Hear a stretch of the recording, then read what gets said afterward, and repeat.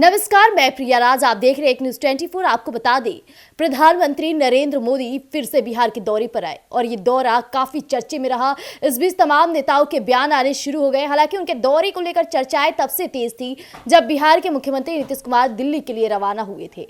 अब साथ ही साथ बयानबाजी के दौर में ये भी बातें हुई थी कि जहां 2025 का बिहार विधानसभा चुनाव नजदीक है, तो इस बीच नीतीश कुमार दिल्ली के लिए क्यों रवाना हुए। साथ ही साथ ये भी बातें उठनी शुरू हुई कि कहीं ना कहीं प्रधानमंत्री नरेंद्र मोदी बिहार आने वाले हैं। इस सिलसिले में नीतीश कुमार को दिल्ली जाना पड़ा, लेकिन बातें कुछ और ही निकली थी। इसके बाद आपको बता दें, प्रधानमंत्री का दौरा ये काफी सफल रहा। इस बीच जनता को संबोधित तो किए ही है, साथ ही साथ विकास की बड़ी बातें करते नजर आए प्रधानमंत्री। इस बीच तेजस्वी यादव के साथ साथ केंद्रीय मंत्री चिराग पासवान का भी बयानबाजी में काफी उत्तम विचारों को प्रकट करते हैं, लेकिन वो उत्तम विचार क्या वाकई सही तौर पे साबित हो रही है कि नहीं, आज उन्हीं मुद्दों पर बातचीत करेंगे। बातचीत के लिए मेरे साथ मेरे दोनों सहयोगी यानी क्षितेश और तृप्ति इस वक्त मौजूद है। तो सबसे पहले हम बात करते हैं तृप्ति से। तृप्ति, प्रधानमंत्री नरेंद्र मोदी बिहार के दौरे पर आए। कहा जाए तो अभी बिहार विधानसभा चुनाव भी नजदीक है, लेकिन मोदी जब भी आते हैं तो बड़ी बातें करके जाते हैं और विकास की एक झलक दर्शा कर जाते हैं। क्या कहना चाहेंगे, इस बार का दौरा कितना सफल रहा? इस बार जब नरेंद्र मोदी आए थे तो वो किसानों के लिए आए थे। किसानों के लिए एक योजना है, उन लोग का किसान जन समृद्धि योजना, उसको लेके यहाँ पे आए थे और उन्होंने 19वीं किस्त जारी किया, जिसके तहत उन्होंने हर किसान को साल में मतलब 6,000 रुपये देने का वादा किया और बहुत सारे किसानों को मिला भी है। अब तक बहुत सारा अमाउंट उनको मिल भी चुका है और उसके तहत अभी रिसेंटली कुछ समय पहले ही अपडेट आया है हमारे पास कि उन्होंने हर किसान के अकाउंट में 2,000 रुपये भेजे हैं, जिसको लेकर कहा जा रहा है कि ये किसान जो भी अपना खाता चेक करे और ये तो मतलब जो जिस काम के लिए आए थे, किसानों के लिए आए थे, वो काम कहीं ना कहीं सफल होता नजर आ रहा है। उन्होंने पैसे अमाउंट ट्रांसफर किए, जिसकी बात वो कर रहे थे और आगे वो क्या करेंगे ये तो देखने वाली बात होगी। अभी तो वो बहुत कुछ बोल कर गए हैं। हालांकि सतीश जी, किसान प्रधान देश है, ये तो हमेशा से कहा जाता है। इस बीच देखा जाता है कि किसानों की अहमियत हमेशा से प्रधानमंत्री नरेंद्र मोदी करते हैं। इस बीच जैसा कि तृप्ति ने बताया कि किसानों के अकाउंट में 2,000 रुपए भी उन्होंने ट्रांसफर कराए, लेकिन अभी बात हो रही है 2025 का बिहार विधानसभा चुनाव। उस बीच मोदी का बिहार आना और बड़ी बातें करना और साथ ही साथ चिराग पासवान का सक्रिय हो जाना, क्या कहना चाहेंगे? देखिए, सबसे बड़ी बात है जो मीडिया में और सुर्खियों में चल रहा है कि किसानों को 2,000 रुपये की राशि दी गई, लेकिन मुद्दा ये नहीं था। पीएम मोदी इस चीज को वर्चुअली भी कर सकते थे। सही बात है। मुख्य मुद्दा ये था कि बिहार विधानसभा का चुनाव होने वाला है इसी साल में। विपक्षियों को कहीं ना कहीं एक झटका देने का भी काम था। दिल्ली जीत के बाद पीएम मोदी का बिहार में ये पहला दौरा है, तो उस चीज को, उस दबदबा को भी कायम रखना था क्योंकि केजरीवाल को सत्ता से हटाने का मतलब है कि दिल्ली में पूरा का पूरा जो गढ़ है, ट्रिपल इंजन की सरकार जो बनी है, उसकी कहा जाए तो उसका पावर भी दिखाना था। किस तरीके से किसानों को लाभान्वित किया जाए, ये भी मुद्दा रखना था। बहुत सारी बातें हैं जो बिहार की जनता को बतानी थी, जिसकी वजह से ये बिहार के दौरे पे हैं। और ये आप लोग अगर ये बातें कह रही हैं कि 2,000 रुपये की राशि के लिए स्पेशली वो भागलपुर आए, ये कहना बिल्कुल गलत होगा।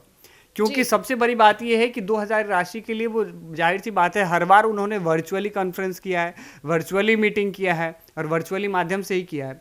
लेकिन बिहार में चुनाव है और विपक्षी पार्टियों ने इस चीज़ को लगातार, कहा जाए तो पीएम मोदी के दौरे से विपक्ष में एक खलबली सी मची हुई है। लालू यादव के अलग बयान हैं, तेजस्वी यादव के अलग बयान हैं, तेज प्रताप के अलग बयान हैं, कांग्रेस में अखिलेश प्रसाद के अलग बयान हैं, जनसुराज के सूत्रधार प्रशांत किशोर का अलग बयान है। तो पीएम मोदी के एक दौरे से बिहार के जितने भी राजनीतिक घटक दल हैं, उनमें अगर खलबली मच जाती है तो आप इसे प्रधानमंत्री किसान सम्मान निधि योजना से कैसे जोड़ सकती हैं? हालांकि तेजस्वी यादव किसानों तक होती तो ये बात इतनी विपक्षियों में फैलती ही नहीं। विपक्षी पार्टियां जो हैं वो लगातार पोस्टर जारी कर दी हैं। राजद कार्यालय के बाहर की तस्वीर पोस्टर है, आप दिखाना चाहूंगा। क्या हुआ तेरा वादा, वो कसम वो इरादा। यानी पीएम मोदी के जो कामों की उन्होंने बात कही थी, महिला सुरक्षा की बात कही थी, महिला सशक्तिकरण की बात कही थी, महंगाई के मुद्दे उठाए थे, बेरोजगारी के मुद्दे उठाए थे, उन तमाम चीज़ों को लेकर विपक्षी पार्टियां जो हैं आज सड़कों पे उतर रही हैं, पोस्टर जारी कर रही हैं। तो पीएम मोदी के बिहार आने का मुख्य मकसद यही था कि एक बिहार में एक चिंगारी जला दी जाए, यानी साफ तौर पे एनडीए को एक मजबूत कदम की ओर बढ़ा दिया जाए, क्योंकि लगातार कार्यकर्ता सम्मेलन चल ही रहा है इस बीच एनडीए का। विपक्षी पार्टियां जो हैं उनका भी चल ही रहा है। तो इसी बीच ये दिखाना था कि दबदबा हमारा दिल्ली में जिस तरीके से कायम था उसी तरीके से हम बिहार में भी कायम हालांकि करेंगे। सतीश जी, और दूसरी बात- तेजस्वी यादव एक बात कहते नजर आए कि ये सिर्फ चुनावी प्रचार प्रसार के लिए उनका बिहार आने का दौरा था। इस बीच कई बड़े शिलान्यासों का उद्घाटन करके उन्हें कहीं ना कहीं वोट बैंक साधनी थी। क्या ये बात वाकई सही तौर पे सामने आ रही है? देखिए, जाहिर सी बात है, अब देश के प्रधानमंत्री अगर कहीं जाते हैं तो उनके लिए बेसिकली छोटी मोटी चीजें तो करवानी मजबूरी है किसी भी पार्टी की। क्या पीएम मोदी आएंगे तो मंच, अभी चुनाव में क्योंकि टाइम है, पीएम मोदी आएंगे मंच पे चढ़ के कह देंगे भाइयों बहनों आप लोग वोट दीजिएगा, ये मुद्दा नहीं हो सकता। देश के प्रधानमंत्री हैं, भारतीय जनता पार्टी के वरिष्ठ नेता हैं, वो शीर्ष नेताओं में उनकी गिनती होती है। वो हो गए अमित शाह, हो गए जेपी नड्डा, हो गए, इन्हीं पे पूरे भारतीय जनता पार्टी की कमान संभलती है। अगर ये लोग आ रहे हैं तो शिलान्यास तो एक बहाना है। मुख्य रूप से जो उनका टारगेट है बिहार विधानसभा को साधना, जनता को अपने किए गए कार्यों की ओर से आकर्षित करना। अगर जनता उनके कामों को जानेगी तब तो आकर्षित होगी। बिल्कुल। तृप्ति जी, केंद्रीय मंत्री चिराग पासवान का क्या कुछ कहना है प्रधानमंत्री के इस दौरे को लेकर? केंद्रीय मंत्री चिराग पासवान कल जब एक कहीं पे उनसे बात हुई थी किसी संवाददाता से, तो उनका बात पता चला था कि उन्होंने बोला कि उन्होंने किसान मतलब जितना भी उन्होंने योजनाएं जो भी बोले हैं अभी तक, हाँ, धरातल पे जो भी लाने की बातें कही है प्रधानमंत्री नरेंद्र मोदी ने, उनको कहीं ना कहीं उन्होंने सराहा। उन्होंने कहा कि वो हर काम को कर रहे हैं।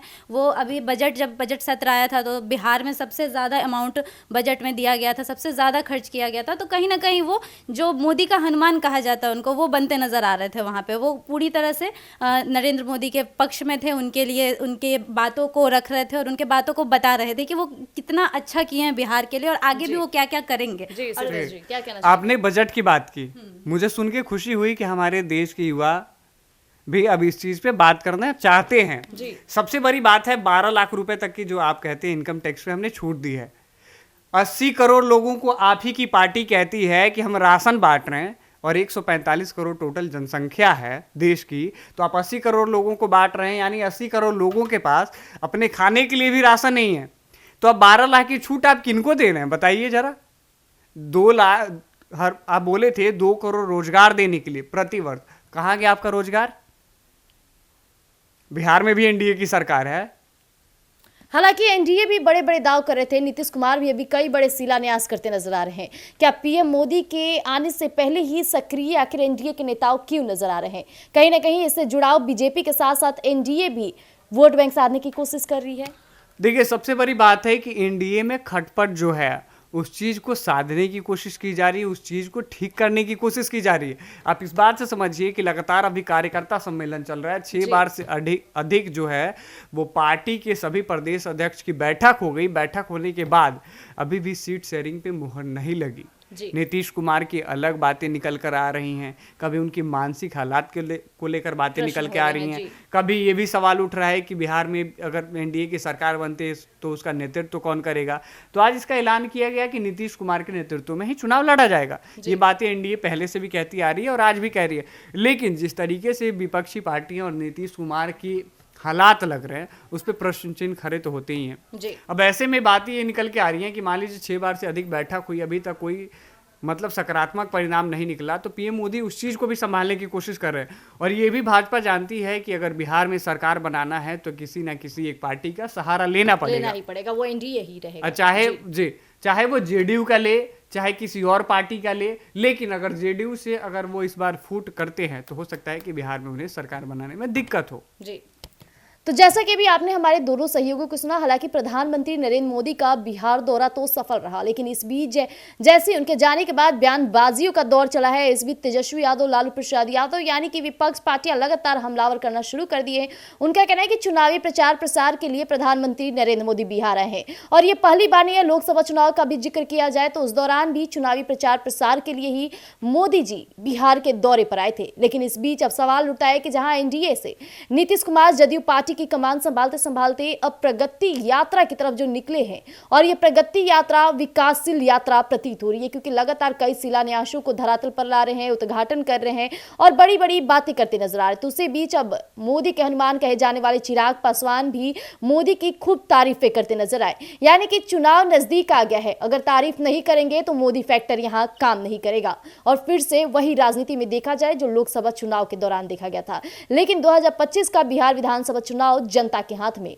जनता इस बार फैसला लेगी और जबरदस्त फैसला लेगी, क्योंकि एक एक मुद्दे पर जनता बोलना शुरू कर दी है। तो ऐसी अपडेट्स के लिए हमारे साथ जुड़े रहिएगा एक न्यूज़ 24 पर। धन्यवाद।